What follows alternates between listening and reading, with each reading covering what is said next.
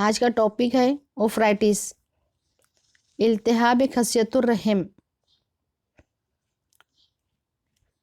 Definition, infection of ovaries is called oophoritis. खसियतुर रहम या ओवरीज के इन्फेक्शन को ओफ्राइटिस कहते हैं। ड्यूरिंग सल्फिंजाइटिस, जब सल्फिंजाइटिस होता है उस वक्त ओवरी अफेक्ट होती है, इसलिए सल्फिंजोफ्राइटिस कहना ज़्यादा बेहतर होगा। Ovaries are always affected during salpingitis, hence it is more better to call salpingo-oophoritis. Salpingo-oophoritis यानी ट्यूब्स और ओवरीज दोनों में इन्फेक्शन के बाद इन्फ्लेमेशन हो जाता है, इसलिए उसे सल्फिंजोफ्राइटिस कहेंगे। सल्फिंजाइटिस के बाद ओवरी किस तरीके से अफेक्ट होती है, उसके कुछ रूट्स हैं। Ovary affect by tubal infection by following route, जिसमें नंबर 1 है डायरेक्ट फ्रॉम एक्सुडेट। एक्सुडेट जब ओवरियन सरफेस से कॉन्टामिनेट होता है तो वो प्रोड्यूस करता है perioophoritis. So number 1, direct from exudate contaminating the ovarian surface producing periophraitis. Second route है थ्रू लिम्फेटिक्स। लिम्फेटिक के जरिए इस स्प्रेड होता है और ओवरी को अफेक्ट करता है, फैलोपियन ट्यूब से ओवरीज तक के बाय लिम्फेटिक्स, और ये प्रोड्यूस करता है इंटरस्टिशियल ओफ्राइटिस। थर्ड है blood born through blood stream, infection ovary तक पहुंचता है। फैलोट्यूब के इन्वॉल्वमेंट के बाद इन्फेक्शन ब्लड के जरिए ओवरीज तक पहुंचता है। इस तरीके से 3 रूट है, एक्सुडेट के जरिए, लिम्फेटिक के जरिए और ब्लड के जरिए इन्फेक्शन ट्यूब से ओवरी तक पहुंचता है। और अगर सीवियर ऑर्गेनिज्म है तो वो एब्सेस को फॉर्म करते हैं, जिसके नतीजे में ट्यूबो ओवरियन एब्सेस बनता है और वो होता है पॉकेट्स ऑफ पस इन fallopian tube, ovary and surrounding pelvic organ. ट्यूबो ovarian abscess जिसमें पस का फॉर्मेशन होता है और वो फैलोपियन ट्यूब, ओवरी और पेल्विक ऑर्गन में पाया जाता है। और ओवरीज अडियर हो जाते हैं ट्यूब से, इंटेस्टाइन से, ओमेंटम से एंड पेल्विक पेरिटोनियम से। दे प्रोड्यूस ट्यूबो ओवरियन मास। जब ओवरी इन स्ट्रक्चर से एडियर हो जाती है तो वो फॉर्म करता है ट्यूबो ओवरियन मास। इस तरीके से ट्यूबो ओवरियन मास बनता है। कभी कभी ओवरीज ट्यूबल इन्फेक्शन ना होते हुए डायरेक्ट इन्फेक्ट होती है।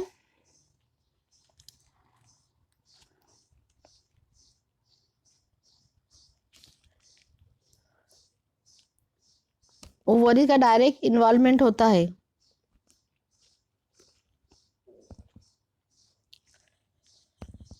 तो it is may be due to mumps और influenza.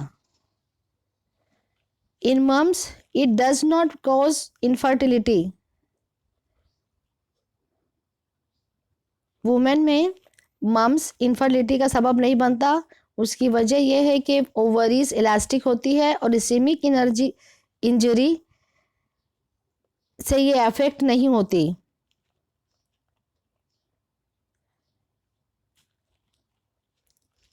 Ovaries are elastic and ischemic injury not affect the Graafian follicle.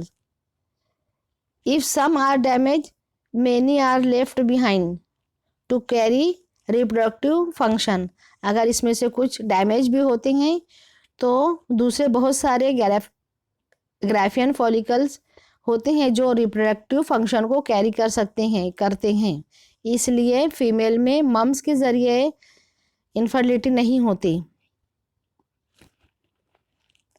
Clinical features देखेंगे, जिसमें नंबर 1 है एब्डोमिनल टेंडरनेस।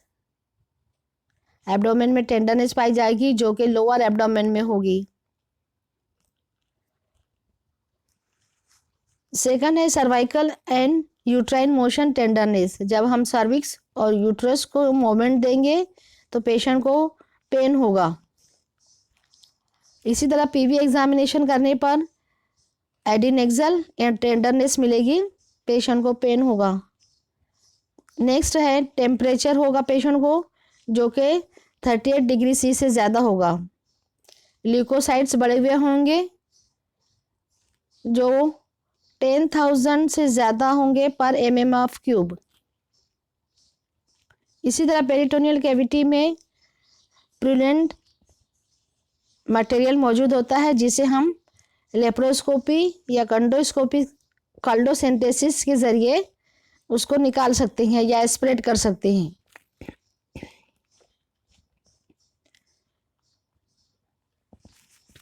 क्लिनिकल फीचर्स में लास्ट है पेल्विक एब्सेस और ट्यूबो ओवरियन मास का डिटेक्शन, जो कि हमको बायमैनुअल एग्जामिनेशन या फिर यूएसजी कराने पर मालूम होता है।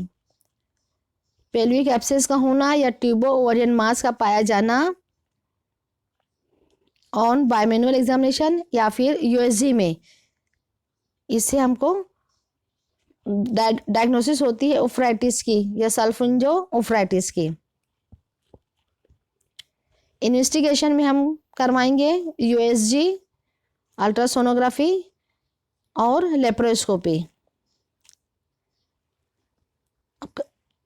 इन्वेस्टिगेशन में डायग्नोसिस कंफर्म हो जाने के बाद उसका ट्रीटमेंट देखेंगे, जिसको 2 ग्रुप में डिवाइड किया गया है।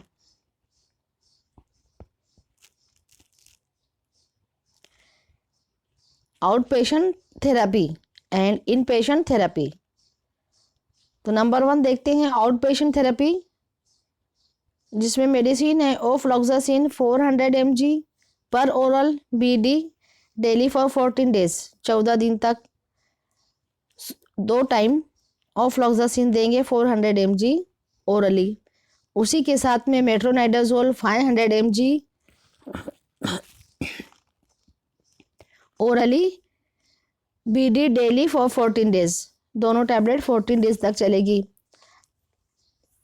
उसके बावजूद अगर पेशेंट को रिस्पांस ना मिले 72 आवर्स तक, तो पेशेंट को एडमिट करेंगे फॉर इन पेशेंट थेरेपी।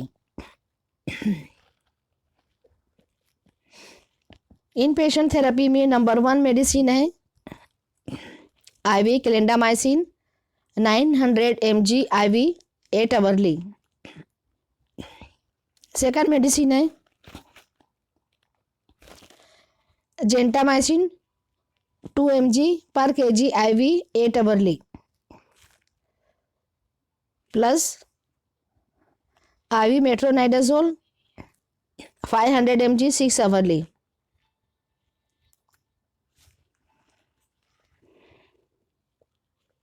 तीनों इंजेक्शन IV देने के बाद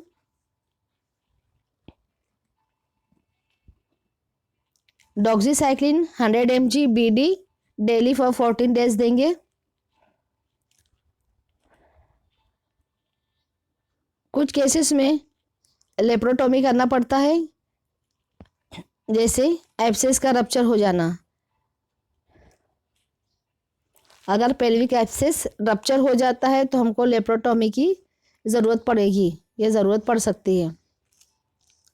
या एब्सेस रप्चर हो जाए तो हमको लेप्रोटोमी करना चाहिए।